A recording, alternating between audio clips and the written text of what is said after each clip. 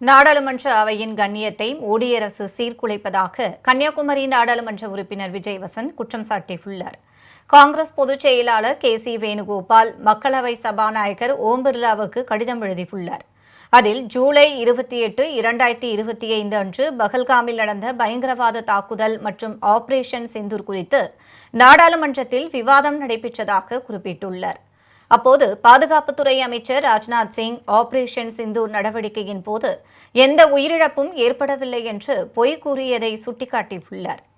ஒரு அமைச்சர் சபையை தவறாக வழிநடத்துவது அல்லது சபையிடமிருந்து தகவல்களை மறைப்பது என்பது சிறப்புரிமை மீறல் மற்றும் சபை அவமதிப்பு என அவர் குறிப்பிட்டுள்ளார்.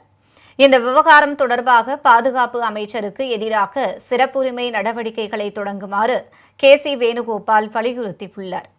இந்த கடிதத்தை தனது எக்ஸலத்தில் பகிர்ந்துள்ள விஜய் வசந்த் எம்பி, நாடாளுமன்றத்திற்கு தவறான அல்லது திசை திருப்பும் தகவல்களை அளிப்பது என்பது ஒரு சாதாரண தவறு அல்ல, இது ஜனநாயக பொறுப்புக்கூறலின் அடிப்படையையே தகர்க்கும் விஷயம் என குறிப்பிட்டுள்ளார்.